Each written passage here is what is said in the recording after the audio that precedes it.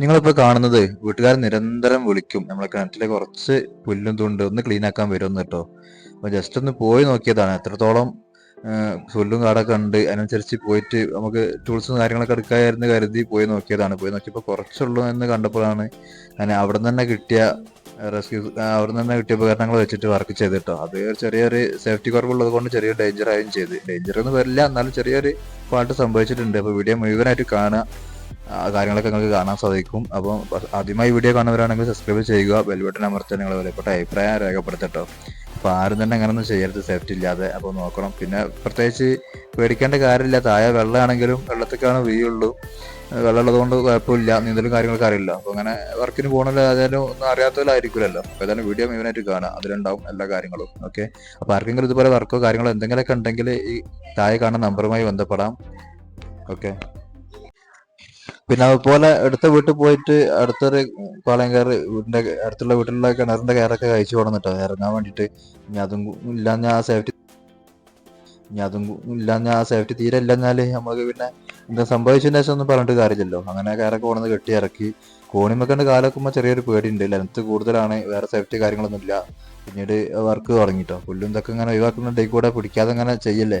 അപ്പോൾ ജസ്റ്റ് ഇറങ്ങാൻ ഉപയോഗിച്ച കയറ് ഞാൻ അരക്കൊന്ന് കെട്ടി, ചെറുതായിട്ടൊരു കെട്ട് ഉണ്ടായിക്കോട്ടെ, അത് നല്ലതായി കെട്ടിട്ടോ.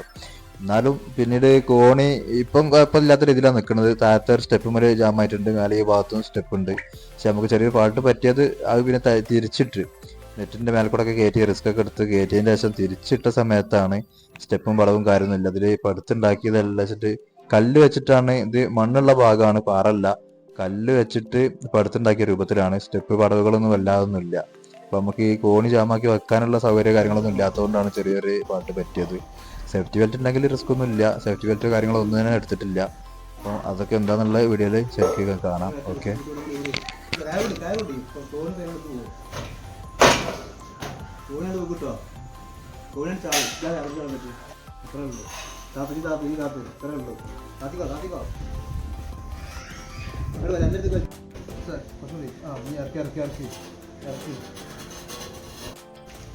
പിന്നൊന്ന് വർക്ക് നോക്കാൻ പോയതാണ്. പിന്നെ കുറച്ച് വർക്ക് ഉണ്ടായപ്പോൾ ചെയ്തതാണ്. ഒരാളും കൂടെ ഇല്ലാത്തതാണ് ഭയങ്കര ബുദ്ധിമുട്ട്. അപ്പോൾ വർക്കിന് പോകുമ്പോൾ ആരെങ്കിലുമൊക്കെ കൂടെ കൂട്ടൽ നിർബന്ധമാണ്. ഇപ്പം വീട്ടിലുള്ളത് ചെറിയ മക്കളായതുകൊണ്ടാണ്. വലിയവരുണ്ടെങ്കിൽ കുഴപ്പമില്ല, ഇതിൽ ചെറിയ മക്കളാണ് കൂടെ ഉള്ളത്, നമുക്ക് എന്തിനും മേലെ ഹെൽപ്പ് ചെയ്യാനുള്ളത്. അതൊരു ചെറിയൊരു ബുദ്ധിമുട്ടായി. ഇവിടെയാണ് എനിക്ക് ഫാൾട്ട് പറ്റിയത്. കോണി പിന്നീട് ചേഞ്ച് ചെയ്ത സമയത്ത് ഇറങ്ങുന്ന സമയത്ത് കോണിലെ ചവിട്ടിയ സമയത്ത് നേരെ കോണി സ്ലിപ്പായി മറിഞ്ഞിക്കാണ്. പിന്നെ രണ്ട് സൈഡിലും കയറ് കെട്ടിയിട്ടുണ്ട്, വേറെ ഒന്നുമില്ല. ഏതായാലും പിന്നീട് മേലെ പൊന്തിച്ച് പിന്നീട് വർക്ക് കൂടുതൽ പണി സമയം കൂടുതലാവുമെന്ന് കരുതി പിന്നീട് എടുക്കുന്ന വർക്കൊക്കെ ആ കോണിന്റെ രണ്ട് എൻഡിൽ കയറ് കെട്ടിയിട്ട് ഒരു ഊഞ്ഞാല കെട്ടിയാൽ ആടിക്കൊണ്ട് അങ്ങനെ ഉണ്ടാവും, അതുപോലെ അങ്ങോട്ടും ഇങ്ങോട്ടും ആടിക്കൊണ്ട് ഇങ്ങനെ വർക്ക് ചെയ്തിട്ടാണ്. ഏതായാലും ആ വർക്ക് ഫിനിഷ് ആക്കിട്ടോ.